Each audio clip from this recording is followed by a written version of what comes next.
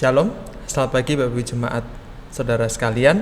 Kebaktian kita pada hari Minggu tanggal 6 September 2020 akan dilayani oleh Pendeta Theodorus Wilnoya dengan tema Saudara yang Menjaga dengan Kasih.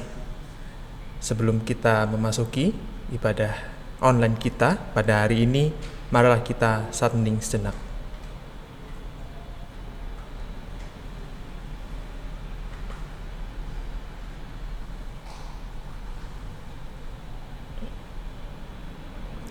Jemaat dipersangka untuk bangkit berdiri.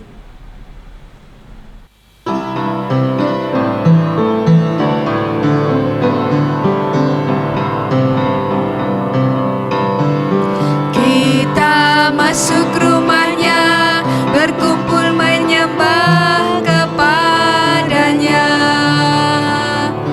Kita masuk rumahnya, berkumpul menyembah kepadanya. Kita masuk rumahnya, berkumpul menyembah kepada Kristus, menyembah Kristus Tuhan.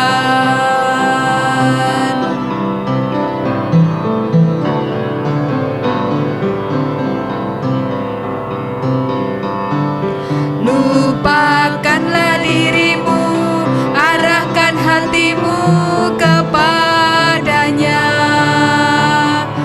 Lupakanlah dirimu, arahkan hatimu kepadanya.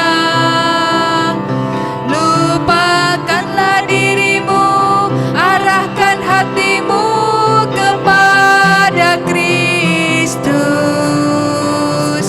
menyembah Kristus Tuhan.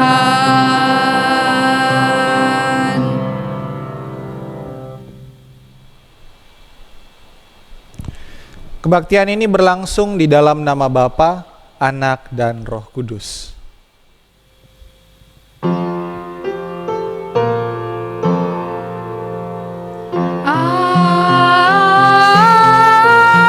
Amin, amin, amin.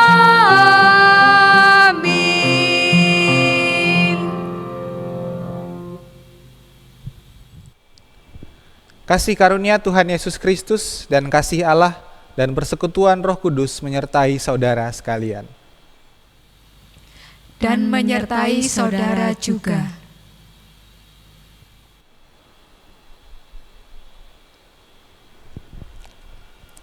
Bapak Ibu Saudara, melalui kebaktian hari ini kita mau diajak untuk dapat mengerti dan memahami bahwa semua orang membutuhkan kasih yang tulus untuk mengalami pertobatan dan kehidupan yang bertumbuh dalam kebenaran firman Tuhan. Roma 13 ayat 10 menyatakan, kasih tidak berbuat jahat terhadap sesama manusia, karena itu kasih adalah kegenapan hukum Taurat.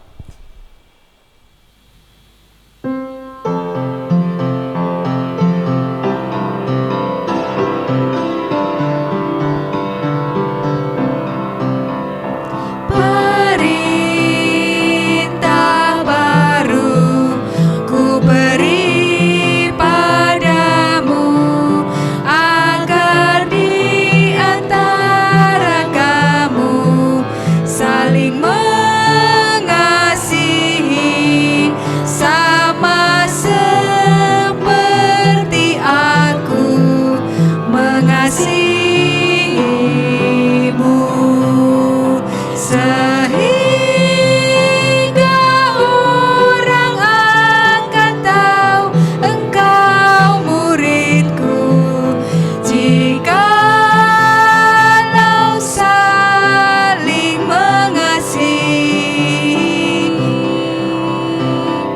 Sehingga orang akan tahu engkau muridku, jikalau saling mengasihi.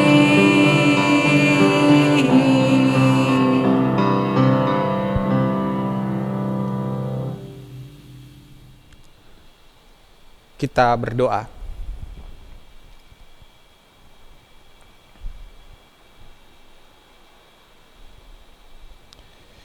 Ya Tuhan, kami datang kepadamu dan merenungkan segala kesalahan kami di hadapan-Mu.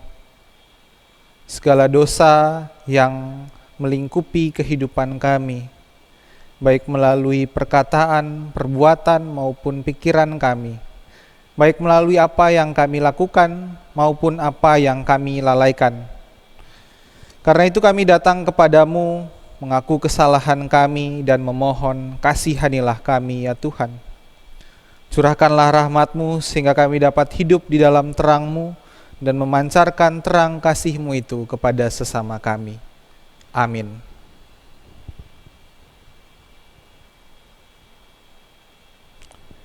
Berita anugerah Tuhan dalam Mazmur 119 ayat 39 dan 40.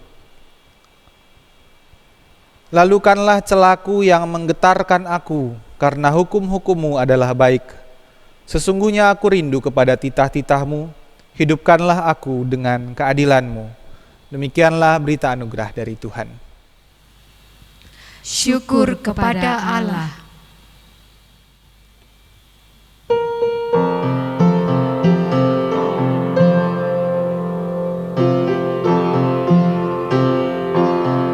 Siapa yang berpegang pada sabda Tuhan dan setia mematuhinya, hidupnya mulia dalam cahaya baka, bersekutu dengan Tuhannya.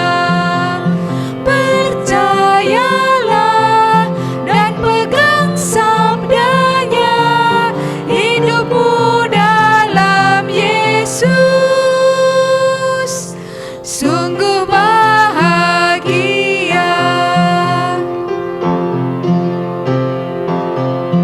Oh betapa senang hidup dalam terang, beserta Tuhan di jalannya. Jika mau mendengar serta patuh benar dan tetap berpegang padanya. Percayalah dan pegang sabdanya, hidupmu dalam Yesus sungguh bahagia.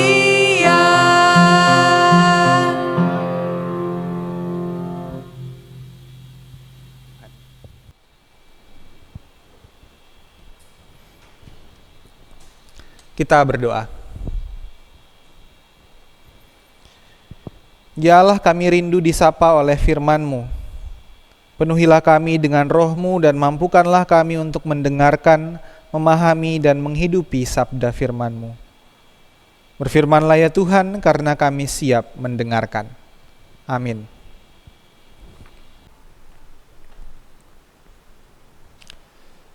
Injil Yesus Kristus menurut Matius, pasal 18, ayat 15.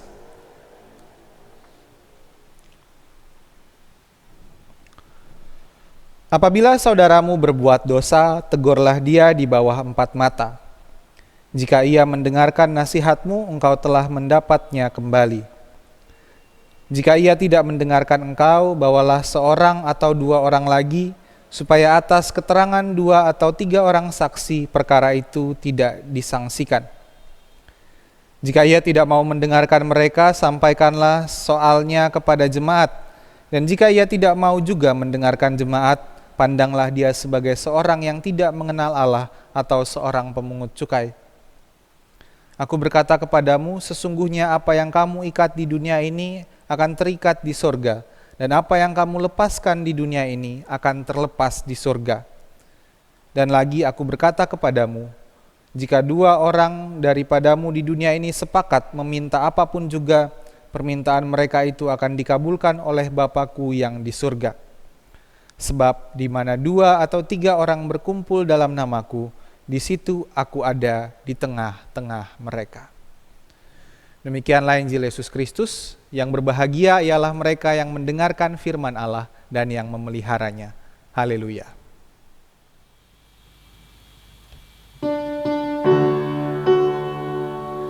Haleluya, haleluya, haleluya.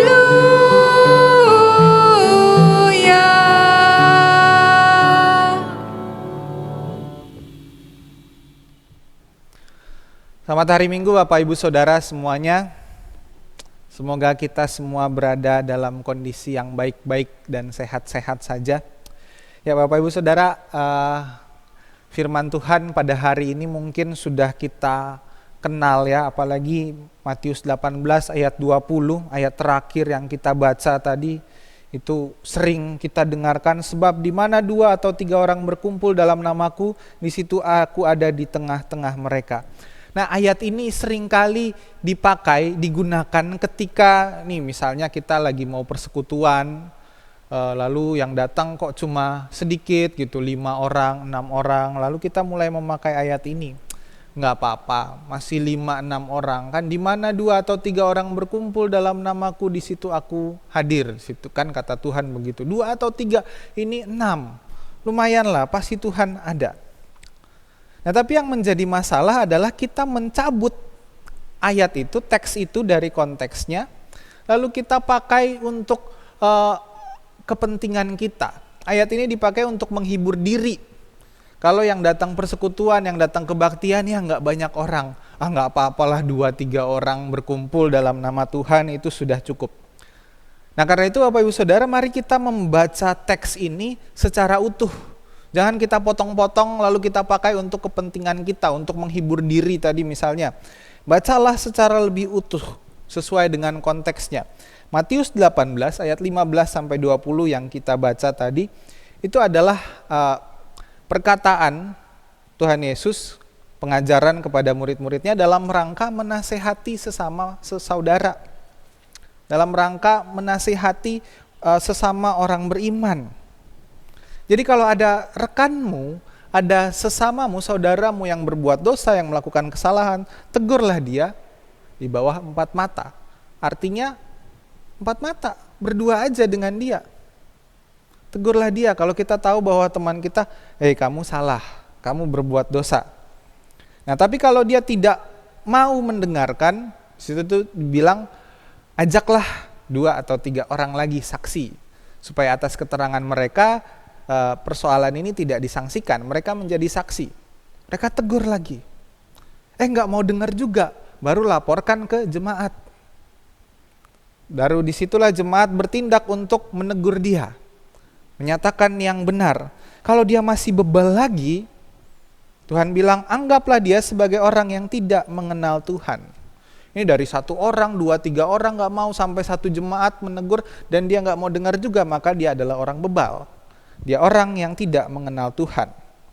Nah, tindakan jemaat ini yang menegur dia, atau ketika dia tidak mau bertobat, dia tidak mengakui kesalahannya, lalu menganggap dia sebagai orang tidak mengenal Tuhan, ini adalah sebuah legitimasi Allah.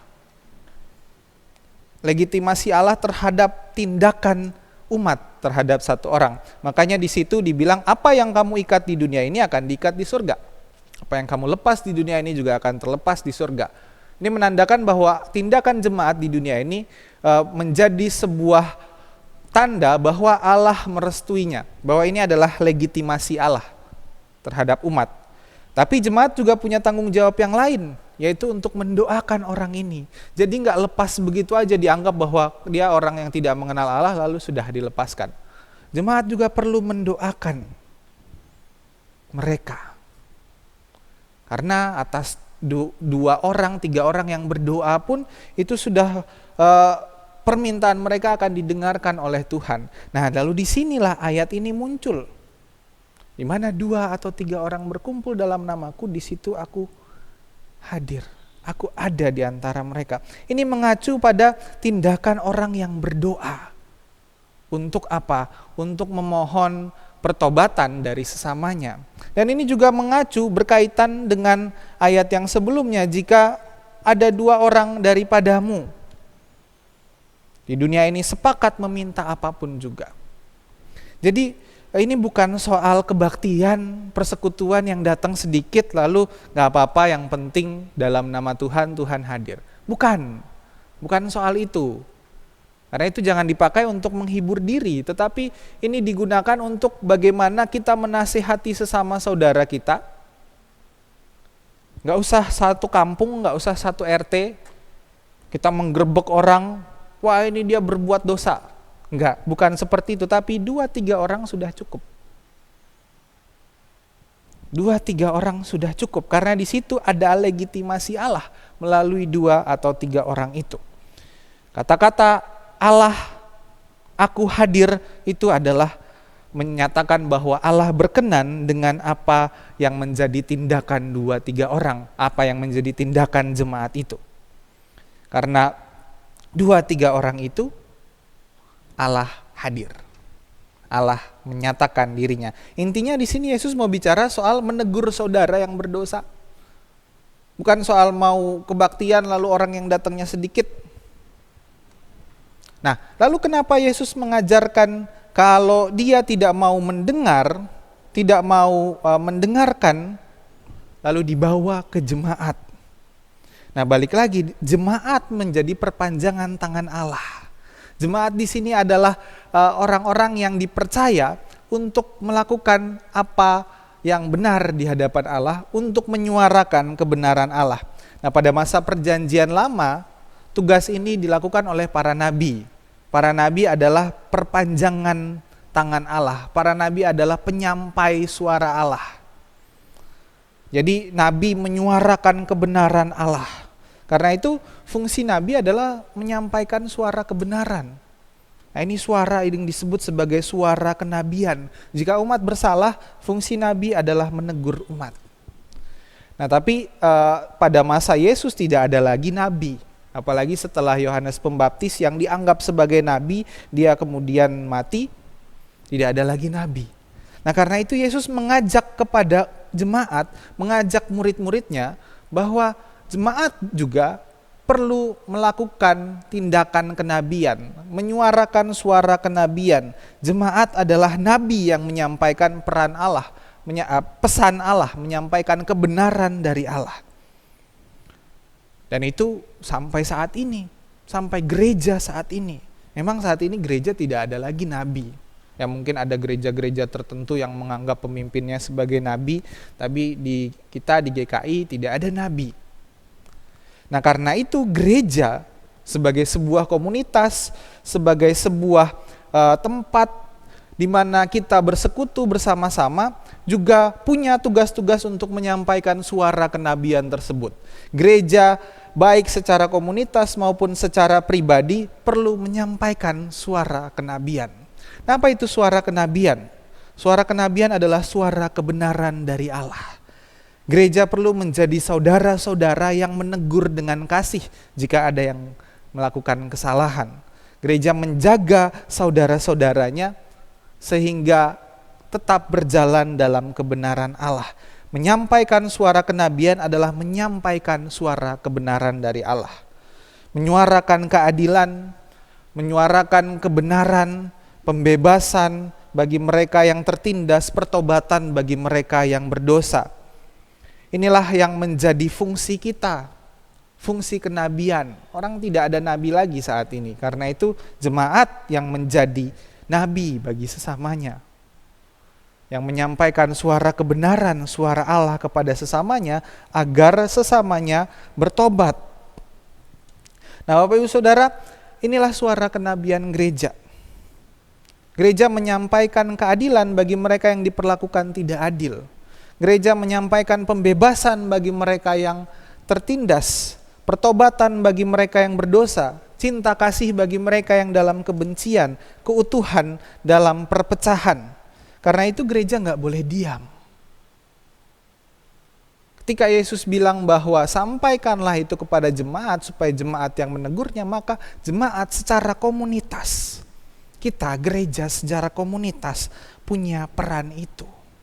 Gereja tidak boleh diam ketika ada banyak orang yang menjadi korban ketidakadilan, korban perang, pemusnahan etnis. Ketika ada banyak orang menjadi korban bencana alam, gereja tidak boleh diam juga ketika ada orang yang menjadi korban kesewenang-wenangan. Baru-baru ini terjadi seorang tokoh adat yang dikriminalisasi, ditangkap karena dia mempertahankan tanah adatnya untuk dijadikan kebun kelapa sawit oleh perusahaan. Dia malah dikriminalisasi. Itu sebuah tindak ketidakadilan. Dan disitulah sebenarnya gereja juga punya peran. Bukan hanya untuk mengurus urusan yang spiritual dan rohani, tetapi gereja juga punya peran di tengah kehidupan sosial, kehidupan bermasyarakat. Gereja tidak boleh diam ketika ada orang-orang miskin yang disingkirkan, mereka yang digusur paksa tanpa ganti rugi. Gereja tidak boleh diam ketika laut yang menjadi kekayaan kita dirusak, dihancurkan demi kepentingan untuk mencari keuntungan besar. Gereja tidak boleh diam ketika ada saudaranya atau orang Kristen sendiri yang justru menindas orang lain, mendiskriminasi orang lain. Gereja harus bersuara, gereja harus bertindak, gereja harus menyampaikan suara kenabian, gereja harus menyatakan kebenaran Allah. Inilah tanggung jawab kita untuk menjadi saudara yang menjaga sesama kita. Karena dengan ini, apapun yang kita lakukan di dunia ini, di situ Allah hadir. Di situ Tuhan hadir menolong kita untuk menolak diam, untuk menyuarakan kebenaran terutama bagi sesama kita, saudara kita. Baik secara komunal maupun secara personal. Secara personal, secara pribadi kita juga bisa melakukan itu dalam skala yang lebih kecil. Kalau saudara kita kedapatan melakukan sesuatu yang tidak benar, maka tegurlah dia di bawah 4 mata. Ingat, di bawah 4 mata, jangan se-RT, sekampung ayo kita gerbek rumahnya. Kalau kita tahu bahwa teman kita melakukan kecurangan dalam pekerjaan atau dalam tindakan-tindakan yang lain, maka tegurlah dia di bawah 4 mata. Kalau dia nggak mau dengar juga, baru ajak teman kita yang lain supaya kesaksiannya kuat. Nah, teguran kita kepada teman kita didasarkan atas kepedulian, bukan supaya kita mau mempermalukan dia. Karena itu tegurlah di bawah 4 mata. Kalau kita mau mempermalukan dia, lagi ibadah gini di hadapan jemaat, si Bapak A ini ya, dia kemarin ngambil uang negara. Itu kira-kira kita mempermalukan orang. Tetapi tegurlah dia di bawah 4 mata. Karena apa? Karena kita peduli, kita mau dia menjadi lebih baik, kita mau dia berubah. Cuma masalahnya kadang ada orang-orang yang tidak mau menegur sesamanya. Ketika sudah tahu bahwa dia salah, ya kemungkinannya mungkin pertama dia tidak acuh, cuek, merasa tidak peduli, itu kan urusannya dia, bukan urusannya saya, itu urusan dia sama Tuhan. Nah, kelihatannya ini baik ya, urusan dia sama Tuhan. Tapi ini bisa menjadi excuse atas ketidakacuhan kita, atas ketidakpedulian kita. Sehingga akhirnya itu berimbas buruk juga kepada orang lain dan kepada sesama kita yang bersalah tersebut. Kita melakukan pembiaran ketika kita tahu ini salah. Tegurlah di bawah 4 mata, ingat. Jangan se-RT, kita grebek rumahnya, enggak. Nah, yang kemungkinan kedua adalah karena takut. Takut kalau saya ngomong, saya yang dipersalahkan. Takut kalau saya menegur, saya malah yang dibalikin. Kamu ngapain negur-negur? Ya ini baik secara pribadi maupun secara komunal, kita bisa diasingkan, kita bisa disingkirkan. Ada ketakutan ketika kita menyuarakan kebenaran, kita ditolak. Dan yang ketiga karena sungkan. Biasanya orang sungkan kalau ini adalah orang tua, kalau dia adalah orang yang terpandang, orang yang punya nama, nggak enak lah. Contohnya, misalnya ada orang yang kedapatan mengambil uang gereja gitu kan, untuk dipakai kepentingan pribadi, lalu kita merasa nggak enak lah, dia akan petinggi, dia akan rajin, dia aktivis di gereja ini, janganlah kita membuka aib dia. Tapi memang tujuannya bukan untuk membuka aib. Tujuannya adalah kita mau dia menjadi lebih baik. Dia menyadari kesalahannya. Tujuannya bukan untuk mempermalukan, tetapi dia menyadari bahwa apa yang dilakukannya itu salah. Dan dia berubah menjadi lebih baik. Karena itu, janganlah diam. Nah, dengan begitu sebenarnya kita menjadi saudara yang menjaga, yang menegur dengan kasih. Saudara bagi sesama kita, sahabat bagi sesama kita. Bukan musuh yang mempermalukan atau menjatuhkan, tetapi saudara yang menegur dengan kasih. Sahabat yang menjaga saudara kita agar dia menjadi lebih baik, yang mau peduli kepada sesama kita. Bukan soal ikut campur urusan orang lain, tetapi karena kepedulian kita ini berdampak juga bagi orang lain.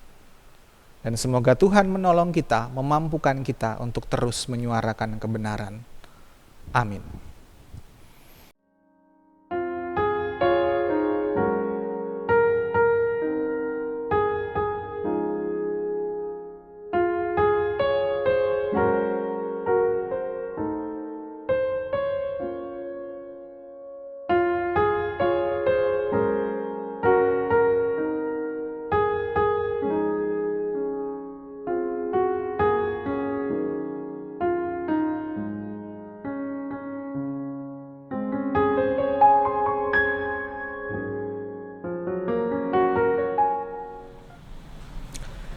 Bersama umat percaya pada masa lalu, masa kini dan masa depan, marilah mengingat pengakuan pada baptisan kita menurut pengakuan iman rasuli yang berbunyi demikian. Aku percaya kepada Allah, Bapa yang Maha Kuasa, Khalik langit dan bumi, dan kepada Yesus Kristus anak yang tunggal, Tuhan kita, yang dikandung daripada Roh Kudus, lahir dari darah Maria, yang menderita sengsara di bawah pemerintahan Pontius Pilatus, disalibkan, mati dan dikuburkan, turun ke dalam kerajaan maut. Pada hari yang ketiga, bangkit pula dari antara orang mati, naik ke sorga, duduk di sebelah kanan Allah, Bapa yang Maha Kuasa, dan dari sana Ia akan datang untuk menghakimi orang hidup dan yang mati. Aku percaya kepada Roh Kudus, gereja yang kudus dan am, persekutuan orang kudus, pengampunan dosa, kebangkitan orang mati, dan hidup yang kekal. Amin.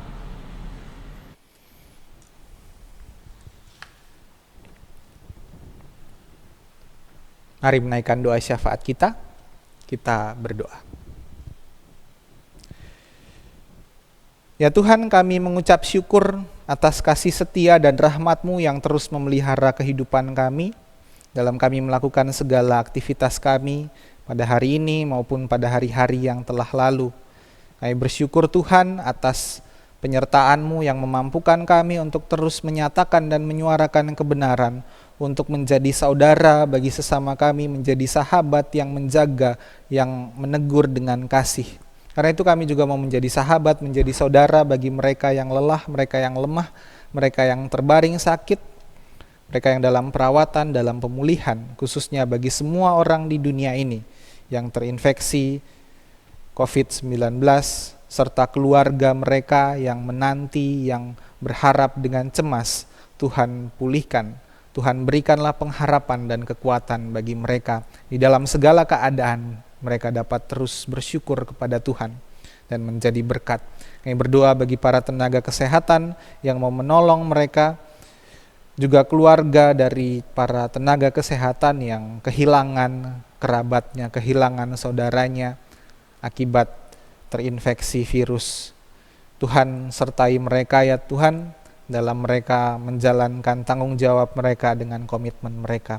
Kami berdoa juga bagi pemerintah dalam segala upaya mereka untuk menanggulangi wabah ini, juga upaya mereka untuk meningkatkan kesejahteraan mereka. Tuhan, kami melihat ada begitu banyak ketidakadilan terjadi di negara ini. Kami melihat ada banyak tindakan-tindakan, keputusan-keputusan yang diambil oleh pemerintah kami justru merugikan rakyat. Justru sesuatu yang seharusnya dapat menjadi lebih baik, namun makin menjadi runyam. Karena itu Tuhan, berikanlah mereka hikmat, kebijaksanaan untuk berpikir dan bertindak dengan memikirkan seluruh rakyat ini, kepentingan bangsa ini. Kami berdoa bagi sesama kami saudara sebangsa, setanah air, saudara kami di tengah kehidupan bermasyarakat kami, mereka yang terdampak baik secara sosial, psikologis, ekonomis oleh pandemi ini, mereka yang membutuhkan pertolongan kami, Tuhan sertailah, Tuhan mampukanlah mereka untuk tetap bertahan. Tuhan tolong gugah kami juga agar semakin peduli, agar mau menolong sesama kami yang membutuhkan pertolongan ini. Tuhan tolonglah gereja Tuhan, khususnya GKI Rungkut Asri dalam pelayanan kami di tengah situasi yang tidak menentu ini. Tuhan sertai semua kegiatan kami yang kami lakukan, yang saat ini kami masih lakukan tidak secara tatap muka. Biarlah dalam segala keterbatasan ini kami dapat terus bertumbuh, berbuah, bahkan menjadi berkat baik bagi jemaat-Mu maupun bagi lingkungan sekitar kami, bagi masyarakat di mana kami Tuhan tempatkan. Tuhan sertailah kami dalam segala perencanaan kami untuk membuka kembali ibadah di gedung gereja. Tuhan sertai juga umat percaya di seluruh dunia. Berikanlah kekuatan untuk terus memancarkan kasih Allah di tengah krisis, di tengah kondisi yang tidak menentu ini. Tuhan, kami berdoa bagi segala pergumulan hidup kami, kebaikan yang kami rasakan, keburukan yang kami alami. Ajarlah kami untuk bersyukur dalam segala keadaan ya Tuhan, sehingga kami dapat memancarkan terang kasih Allah bagi sesama kami. Terima kasih ya Tuhan, inilah segala pergumulan kami, permohonan kami, juga ungkapan syukur kami yang kami naikkan kepadamu di dalam nama Bapa, Anak, dan Roh Kudus. Amin. Sekarang tiba saatnya untuk memberi persembahan untuk kas gereja. Bapak Ibu bisa memberikan melalui transfer ke rekening BCA GKI Rungkut Asri atau melalui QR Code yang ada pada warta jemaat. Untuk persembahan pembangunan, Bapak Ibu bisa memberikan melalui transfer melalui ke rekening Mandiri. Untuk persembahan tunai, Bapak Ibu bisa memberikannya dalam amplop tertutup dan dimasukkan ke kotak persembahan di gereja, atau Bapak Ibu bisa menginfokan ke kantor gereja untuk mengambil persembahan dalam amplop tertutup di rumah Bapak Ibu sekalian. Mari bersyukur kepada Tuhan atas kasih setia dan rahmat-Nya bagi kita, sebab firman Tuhan berkata, mengucap syukurlah dalam segala hal, sebab itulah yang dikehendaki Allah di dalam Kristus Yesus bagi kamu. 1 Tesalonika 5 ayat 18.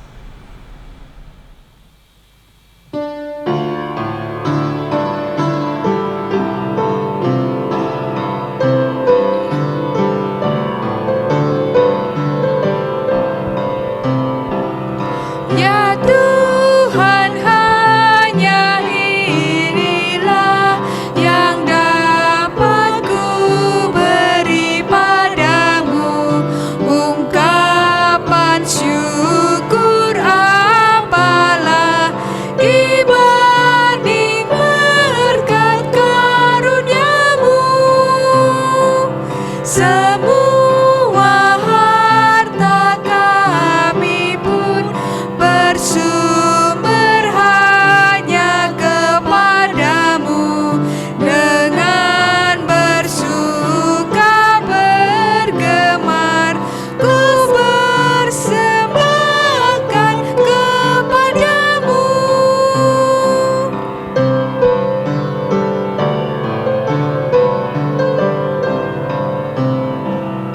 Pujian hormat terimalah ya Tuhan, sumber segala berkat di tiap waktu dan tempat. Naiklah syukur kepadamu.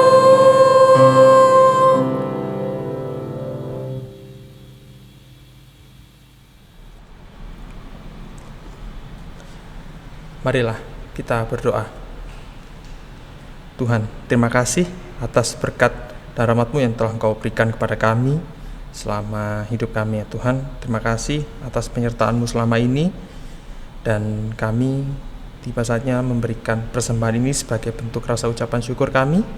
Kiranya Engkau berkati persembahan ini supaya persembahan ini dapat berguna bagi gereja dan bagi sesama di sekitar kami ya Tuhan. Dan kiranya Engkau berkati majelis jemaat yang mengelola persembahan ini, kiranya Engkau beri hikmat agar bisa mengelola persembahan ini dengan bijak. Terima kasih Tuhan Yesus, dalam nama-Mu kami berdoa. Amin.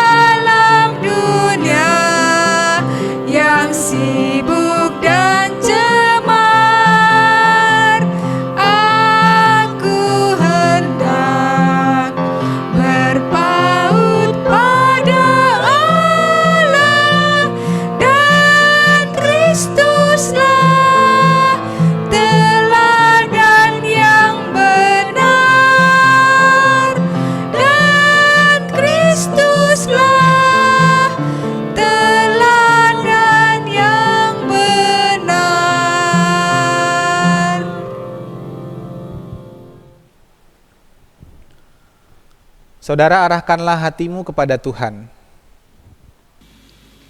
Kami mengarahkan hati kami kepada Tuhan.